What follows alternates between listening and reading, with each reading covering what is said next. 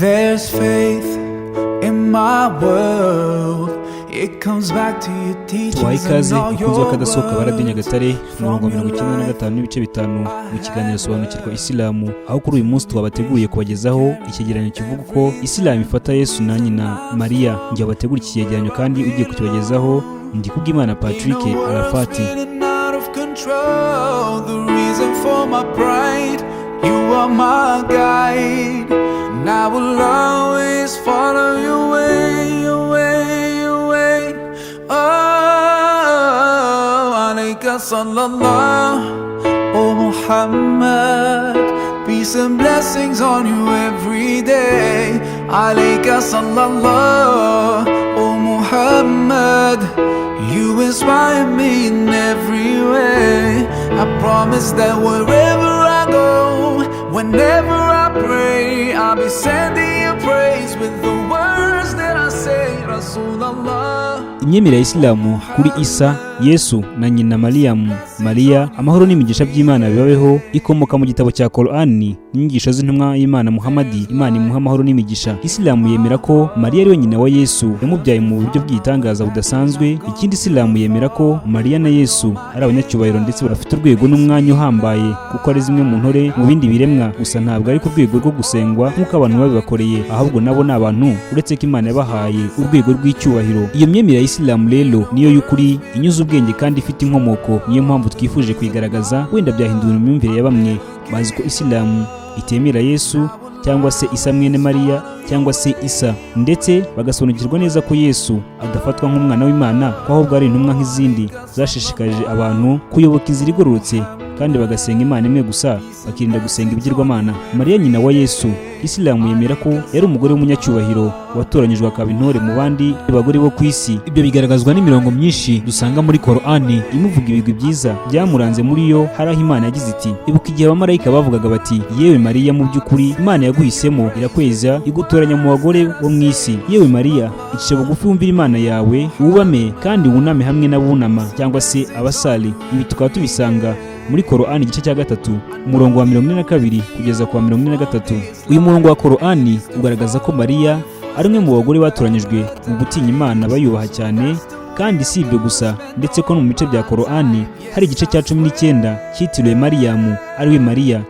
Ibyo byose rero bigaragaza ko icyubahiro n'urwego Isilamu iha Mariya, kandi ibyo ntibyabura kuko inkomoko ye ari nziza nk'uko Korani bigaragaza ko Mariya turutse ku babyeyi batinyaga Imana, aho Imana ikaba yaragize iti, igihe umugore wa Imran yavugaga ati, Nyagasani, njyewe nagambiriye umwana ntwite mu nda yanjye ko nzamuguha akaba umukozi w'inzu yawe. Nyagasani, nyakira ubusabe bwanjye kuko ari wowe wumva kandi uzi byose. Aho inzu yavugaga akaba ari inzu y'umusigiti w'i Yerusalemu. Nabyo tukaba tubisanga muri Korani igice cya 3 umurongo wa 35. Uyu murongo wa Korani ugaragaza ko igihe nyina wa Mariya yari amutwite yagambiriye ko namubyara azakorera Imana akaba umukozi ku musigiti w'i Yerusalemu. Nyuma yaho rero yaje kumubyara ari umukobwa, amwita Mariyamu. Nyina abwira Imana ati, Nyagasani, dore namubyara umukobwa, kandi Imana izi neza icyo nabyaye, kandi umuhungu si kimwe n'umukobwa, namwise Mariyamu, kandi namugukinzeho n'urubyaro rwe uzabarinde shitani wavumwe. Tukaba tubisanga muri Korani igice cya 3 umurongo wa 36. Uyu murongo ugaragaza neza ko inkomoko ya Mariyamu yari nziza, ndetse ko nyina yamusabiye ku Mana we n'urubyaro rwe ngo izabarinde shitani wavumwe. Ubwo busabe rero bwarakiriwe nta gushidikanya, nibwo bwavuyemo Mariyamu wabaye urugero ku bandi bagore, nababyara Yesu umuhungu we wabaye intumwa y'Imana. Abo bose rero Imana yabarinze shitani nk'uko wabisabiwe na nyina wa Mariyamu. Nanone mu myemerere ya Isilamu kuri Mariyamu cyangwa se Mariya ni nk'uko yabayeho mu buto bwe atinya Imana, ayubaha ndetse akanarangwa no kuyubaha, arinda ubusugi bwe. Ibyo bigaragazwa n'amagambo y'Imana muri Korani aho yagize iti, Imana yeretse abemeramana urugero rwa Mariyamu umukobwa wa Imran warinze ubusugi bwe. Tukabisanga muri Korani igice cya 66 umurongo wa 12. Ubwitonzi no kwiyubaha kwe bigaragazwa neza n'imirongo ya Korani ikurikira. Vuga mu gitabo amateka ya Mariyamu ubwo yitaruraga abantu be akajya mu gice cy'iburasirazuba. Uyu murongo uratubwira amateka ya Mariyamu, ari nayo abakobwa bandi iyo bamaze gukura barangwa n'isoni bakitarura abandi mu buryamo n'ahandi kubera isoni. Mariyamu rero amaze gukura yitaruye abandi, agira umwanya we, ashyiraho n'urusika rumukingiriza amaso y'abantu kugira ngo batamubona nk'igihe yiyuhagira, yambara n'ibindi, nk'uko Imana ibivuga muri Korani igira iti, amaze kubitarura yashyizeho urusika rumukingiriza amaso y'abantu. ibi tukaba tubisanga nabyo muri Korani. Nyuma yaho rero nibwo Imana yamwohereje marayika Jibril cyangwa se Gabriel aza mu ishusho ry'umuntu aje kumuha inkuru yo kubyara umwana w'umuhungu. Mariya akimara kumubona yagize ubwoba akeka ko ari umugabo usanzwe ushaka kumukoresha ibibi. Mariya yahise yikinga ku Mana ngo imurinde ibibi by'uwo mugabo, nk'uko Imana ibivuga muri Korani igira iti, njyewe nikinze ku Mana nyirimpuhwe ngo ikundinde, niba utinya Imana ntunyegere. Marayika aramubwira ati, witinya kuko njye ndi intumwa ya Nyagasani wawe kugira ngo nkugezeho inkuru nziza yo kubyara umwana w'umuhungu wejejwe. Mariya akaba yaravuze ati, ni gute nagira umwana kandi nta mugabo n'umwe urankoraho ndetse nkaba ntiyandarika? Marayika Jibril cyangwa se Gabriel aramusubiza ati, uko niko Nyagasani wawe yavuze ati, ibyo kuri njye biroroshye kugira ngo tumugire ikimenyetso cy'ubushobozi n'imbabazi zacu ku bantu, kandi ibyo ni itegeko ry'Imana ntakuka. Nanone mu bigaragaza ubwitonzi bwa Mariyamu cyangwa se Mariya nuko amaze kubyara byatangaje abantu bose kuba abyaye nta mugabo agira, hamwe n'ubwitonzi bari bamuziho nk'uko Imana ibitubwira muri Korani. Bakaba baramubwiye bati, yewe Mariya uzanye ikintu cy'igitangaza. Bakomeza bagira bati, ese ko so atari mubi na mama wawe akaba atariyandarikaga, uwo mwana umuvanye he? Ibi tukaba tubisanga muri Korani igice cya 19 cyamwitiriwe igice cyitwa Mariyamu cyangwa se Surat Mariyamu muri Korani ntagatifu. Reka tugaruke tubagezeho ko Yesu mwene Mariya yabayeho, igitangaza yakoze nuko yavuye ku isi. Turacyari mu kiganiro sobanukirwa Isilamu kuri Radio Nyagatare 95.5, aho tukirimo kubagezaho icyo Isilamu ivuga kuri Yesu cyangwa se Isa na nyina Mariya cyangwa se Mariyamu. And it's to follow all your footsteps to paradise. So that's the way I'm gonna spend all my time. Yes, I swear by Allah, I swear. Alayka sallallahu, oh Muhammad, peace and blessings on you every day. Alayka sallallahu. Yesu yabayeho ari umunyacyubahiro, yahawe ubutumwa akiri umwana muto. Imana yamwigishije igitabo cy'ubugenge, imwishurira igitabo cy'ivanjiri nk'uko bigaragazwa mu mirongo ya Korani ikurikira. Imana yamwigishije igitabo cy'ubugenge, imwigisha igitabo cya Taurat n'ivanjiri. Tukaba tubisanga muri Korani igice cya 3 umurongo wa 48. Uyu murongo uragaragaza ko Yesu, Imana imuha amahoro n'imigisha, yigishijwe ibyari mu gitabo cya Taurati cyamanuriwe intumwa Musa, anahishurirwa igitabo cya Injili cyangwa se ivanjiri cyari gikubiyemo inyigisho z'amategeko byari biturutse ku Mana kugira ngo biyobore abantu inzira nziza y'ukuri. Gusa nyuma yaho abantu bahinduye ibyo bitabo, bongeramo amagambo yabo, bakuramo ibitagendanye n'ibyo bifuzaga kuzageraho.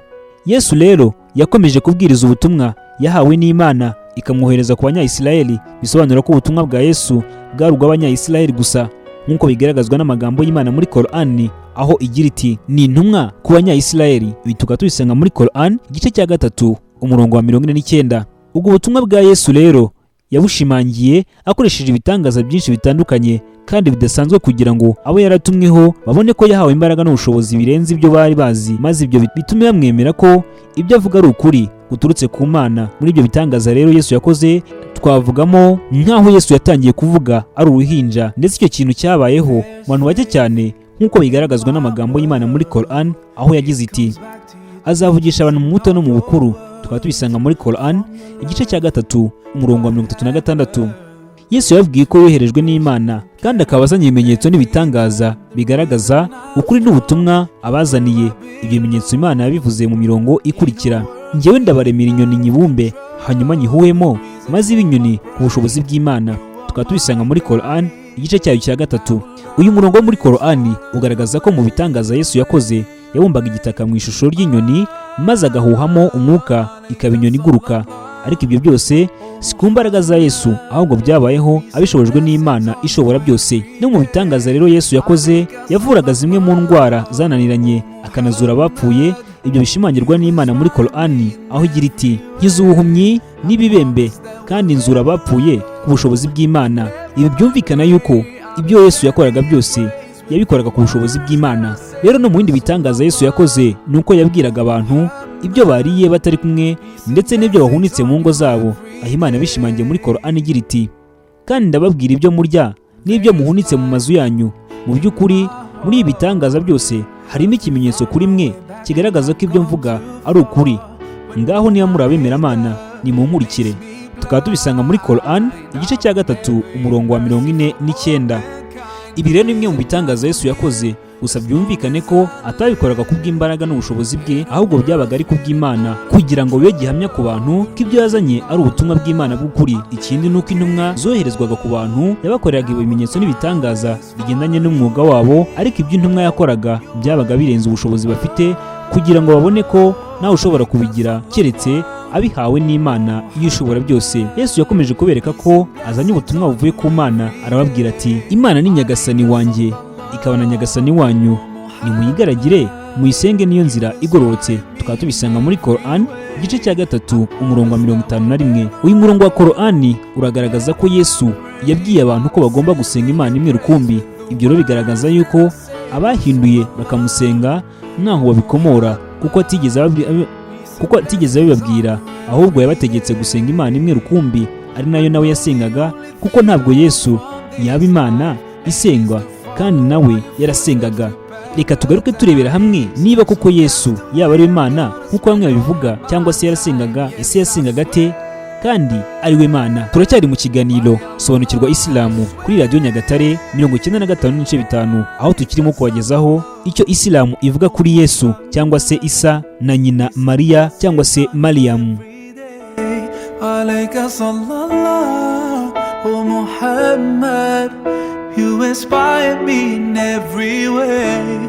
Alayka sallallahu Muhammad, peace and blessings on you every day. Alayka sallallahu Muhammad, you inspire me in every way. I promise that wherever I go, Yesu rero yakomeje kubwira abantu ubutumwa yahishuriwe, ariko nk'uko byagendekeye izindi ntumwa z'Imana, hari bamwe bamuhakanye, barwanya ubutumwa bwe, baramwanga, baramugambanira, kugeza ubwo bateguye imigambi myinshi yo kumwica no kumubamba, ariko ntibabigeraho. Ahubwo Imana yaramukijije, yumva ubusabe bwe n'akababaro ke no gutakamba kwe nk'intumwa yayo yakundaga, imurinda kwicwa no kubambwa nk'uko bari babiteguye.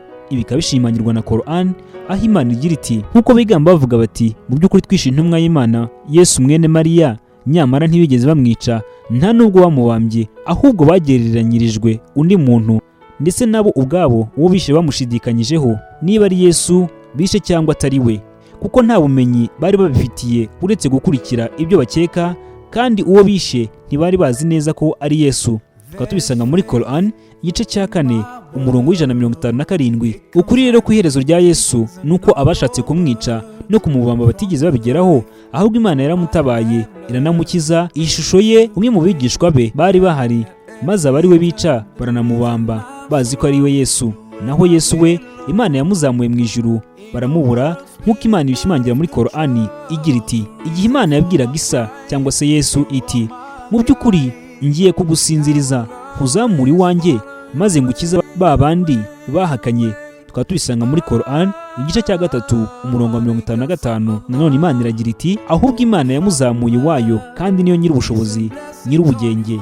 Tukaba tubisanga nabyo muri Quran igice cya 4 umurongo wa 58. Reka tugaruke turebera hamwe niba ese koko Isa cyangwa se Yesu azagaruka ku isi mbere yo gupfa. Iki kikaba ari kimwe mu bibazo benshi bakibazaho kugeza n'uyu munsi, niba ari ukuri koko. Turacyari mu kiganiro sobanukirwa Isilamu kuri Radio Nyagatare 95.5, aho tukirimo kubagezaho icyo Isilamu ivuga kuri Yesu cyangwa se Isa na nyina Mariya cyangwa se Mariyamu. There's light in my heart, helps me find my way back when I've gone too far. When all my anger makes me blind, I remember your mercy for all mankind. The reason I forgive as long as I live in a world spinning out of control. The reason I love, I'll never give. Mu myemerere ya Kisilamu nuko Imana yazamuye Yesu mu ijuru imukiza abashakaga kumwica. Nyuma y'ibyo rero azakomeza kubaho kugeza mu bihe bya nyuma byegereje imperuka, ubwo azagaruka ku isi. Icyo kikazaba ari kimwe mu bimenyetso bigaragaza ko imperuka izaba yegereje. Ibi bigaragazwa n'amagambo y'Imana muri Quran aho igira iti, kandi kugaruka kwa Yesu ni ikimenyetso cy'imperuka. tukatubisanga muri Quran igice cya 43 umurongo wa 61. Uyu murongo uragaragaza ko Isilamu yemera ko Yesu azagaruka ku isi, kandi icyo kikazaba ikimenyetso kigaragaza ko umunsi w'imperuka uzaba wegereje. Nyuma yo kugaruka kwe rero no gusohoza inshingano zizaba zimuzanye, nawe azapfa nk'uko byanditswe ko igifite ubuzima cyose kizahura n'urupfu cyangwa se kizasogongera ku rupfu. Inshingano zizaba zimuzanye ku isi ni nyinshi, zagaragajwe n'imvugo z'intumwa y'Imana Muhammadi, Imana imuha amahoro n'imigisha, nyuma yo kugaragaza ko azagaruka ku isi mu magambo yayo, aho yagize ati: nta ntumwa iri hagati yanjye na Yesu, kandi azamanuka, nimumubona muzamumenye. Iyi mvugo y'intumwa y'Imana Muhammadi, Imana imuha amahoro n'imigisha, igaragaza ko intumwa Muhammadi yaje ikurikiranye na Yesu, kandi ko hagati yabo bombi nta yindi ntumwa yoherejwe. Iragaragaza kandi ko Yesu azamanuka akagaruka ku isi ava aho Imana yamuzamuye, maze intumwa y'Imana isoza iyi mvugo ibwira abayisilamu ngo nibamubona bazamumenye, banemera abayobore, kuko azategekesha amategeko ya Isilamu. Naho aho azamanukira ni mu mujyi wa Damascus mu gihugu cya Siriya. Ibi nabyo bigaragazwa n'imvugo y'intumwa y'Imana Muhammadi, Imana imuha amahoro n'imigisha, aho yavuze ati: Yesu mwene Mariya cyangwa se Mariyamu azamanuka amanukire ahitwa ku munara w'umweru uburasirazuba bwa Damascus. Reka dukomeze ikiganiro sobanukirwa Isilamu, tubagezaho inshingano zizaba zimuzanye ku isi, aho muri zo twavuga izi zikurikira. Iya mbere, gutabara abemeramana no kubakiza umwanzi wabo witwa Masih Dajjal, uzaba yiyita Imana kandi akaza mu bihe abantu bazaba bashonje cyane, hariho amapfa akomeye, ubwo azagerageza abantu akagusha imvura, anategeka ibyatsi bimere, ndetse azababeshya ko n'ibindi bigeragezo bizamuha imbaraga zo kwiyita Imana, kandi bizatsinda bamwe bakanamwemera ko ari Imana, ariko abemeramana nyakuri ntibazamwemera. Hamwe n'ibyo byose azaba akora bidasanzwe. Ibyo bizaterwa n'uko intumwa zose zaburiye imiryango yazo zibabwiriye ibibi by'uwo Masih Dajjal. Ikindi kizatuma abemeramana bamutahura nuko intumwa Muhammadi, Imana imuha amahoro n'imigisha, yavuze ibizamuranga kugira ngo bamenye ko ari we yababwiye. Mu bimuranga rero hari aho yamuvuzeho agira ati: uwo mugabo niyoberanya akiyita Imana, muzamumenye ko Imana yanyu idapfuye ijisho, kandi ko mudashobora kubona Imana yanyu hano ku isi. Uwo mugabo rero azakomeza kugerageza abantu bazaba bariho muri ibyo bihe, kugeza ubwo Yesu azamanuka akerekeza ku musigiti w'i Yerusalemu, aho uwo mugabo azaba ari kumwe n'ingabo ze zigera ku 70,000, bose bafite intwaro. Uwo mugabo hanyuma uwo mugabo uzaba yitwa Masih Dajjal nabona Yesu azatangira kuyenga nk'uko umunyu uyenga mu mazi, atangire guhunga.